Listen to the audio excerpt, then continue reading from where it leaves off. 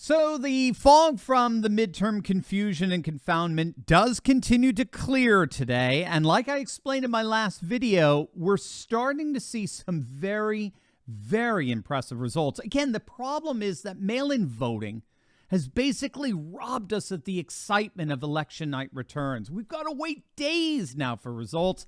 And it's so interesting that it always seems that the results that benefit Democrats are the ones that the media fixates on election night.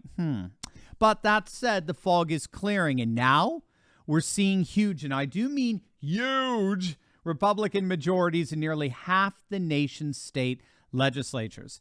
Tuesday was an amazing day for Republican supermajorities. Now, a supermajority refers to legislatures that have veto-proof majorities. They're generally at least 2/3 of the state House or Senate, and they represent really political dominance of a particular party at its highest level. And so more supermajorities than ever were formed or expanded on Tuesday. Let's start with the amazing election victory in Florida. Republicans slaughtered the Democrats throughout the Sunshine State, amassing a supermajority in both the House and the Senate. And that involved a massive sea change in Miami-Dade County, which was one of the bluest of blue counties in the nation. Get this. All 9 of Miami Republicans running in Miami area state races, all 9 in Miami won. Miami-Dade did the unthinkable. It turned red. It was an absolute blowout. In fact, for the very first time since Reconstruction, there will not be a single Democrat holding statewide office in Florida. They're gone. They've been consigned to total and complete irrelevance. In Montana, it's just been announced as of today that Republicans have indeed won a supermajority for the very first time in Montana's legislative history. They've won 7 of 100 House races and 33 of 50 Senate races. Montana's interesting because they've flirted with Democrats over the years. Before 2000, they voted for the Democratic presidential candidate about 30% of the time. Well, actually, in 2008, Obama came within a point of winning Montana. But since then, and especially since 2016, Montana has been MAGA country. And now they're solidifying that with their very first Republican supermajority. And then there are states like West Virginia that already had Republican supermajorities in both legislative chambers, but significantly added to them on Tuesday. If you don't know, just 8 years ago, the Republicans took control of both chambers in West Virginia for the first time in 80 years. West Virginia was as blue comes. I mean, they were old school Democrat, right? Joe Manchin's basically a throwback to that era. It wasn't long ago, when both their senators were Democrats. Robert Byrd, remember Robert Byrd, Jay Rockefeller. But it was just 8 years ago that Republicans finally took control of both chambers of West Virginia's government for the first time in 8 decades. And they have not looked back since. They have amassed one of the most impressive supermajorities in the nation, and it just got a whole lot bigger on Tuesday. The same with Kentucky. Here, check this out. How's this for dominance? As of Tuesday, Republicans now hold 80 of Kentucky's 100 House seats.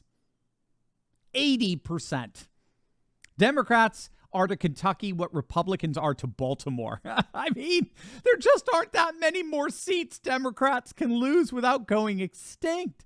So very, very impressive stuff. By the way, we should give a runner-up prize to Wisconsin and North Carolina. They both just fell short of supermajorities by a couple of seats. So we're going to give them a participation trophy. Well, actually, that's not fair. North Carolina did one better. The Republicans did get the supermajority in their Senate. They fell short of just one seat in the House, but most of all, they flipped their Supreme Court. And North Carolina's Supreme Court, their state Supreme Court has been notoriously liberal forever, and now they have a solid Republican supermajority in their court. So they get a lot more than a participation trophy for sure. We should also mention the stunning Republican gains in Iowa. We have to remember again how faithfully blue Iowa has been. Between 1992 and 2012, Iowa voted for the Democrat presidential candidate 6 of 7 elections. That's pretty blue. Well, them days are over. Iowa ain't blue no more. Not only did Republicans win a supermajority in their Senate, but they finally beat their Democrat attorney general who had been there for 40 freaking years. Iowa now has an all-Republican federal representation. There are 2 senators and all their representatives. They have a Republican governor's mansion, a Republican supermajority in the state Senate, and a Republican control over their state house. That is what I call a Republican flip. Same goes for Ohio, by the way. Remember, Ohio voted for Obama twice. They now have Republican supermajorities in both chambers. They control their state Senate 26-7 and their House 68-31. In fact, as of yesterday, nearly half the country, 23 states throughout the nation, have what's called a Republican trifecta, which is where the Republicans hold the governorship and both chambers of the state legislature. By comparison, Democrats have 14. 14 sad little states. So at the state level, Republicans absolutely dominated Tuesday. If there was any good news for Democrats, it was that they were holding off Republican advances on their own turf, right? Their own blue territory, like we're seeing with Lee Zeldin and the huge Republican gains in New York. So what does all of this mean? Well, this pattern of red supermajorities has huge ramifications for the future of what are called sanctuary states. Now, of course, sanctuary states, when you hear that term, what do you generally think of? You think of left-wing causes like immigration and abortion, all that. But on the right, sanctuary states are deep red states that are committed to protecting their citizens from any and all Democrat programs and persecutions coming from Washington, D.C. More and more red states have been joining together and, in effect, forming an administrative and legal wall against the assaults on our civil liberties by the blundering Biden administration. This is just an expanded version of what we've seen in the rise of Second Amendment sanctuaries. As of today, if you don't know, more than 1,200 jurisdictions in 37 states have adopted resolutions that have made their jurisdictions official Second Amendment sanctuaries. This is the idea of the sanctuary state from the vantage point of the right. Red states band together to create administrative and legal walls that protect their citizens from the oppressive woke excesses and abuses coming out of D.C. We, of course, saw that with people like Ron DeSantis standing up to the vax mandates and lockdowns. We've seen it from the Texas Attorney General's office pushing back against deep state social media censorship attempts. Texas now has a law that makes it illegal for big tech companies to censor the free political speech of Texas citizens. In fact, as I understand it, this applies to anyone who's been censored, even if you're not in Texas, because that censorship has the potential of affecting Texas social media users. If your channel is being suspended and you live in like Iowa,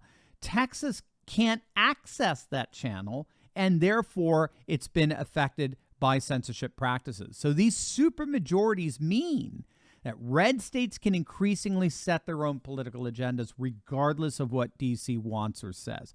Any attempt by Democrats to obstruct state efforts is immediately thwarted with massive majorities. So there you go, gang. More good news coming out of a very confusing and confounding midterm.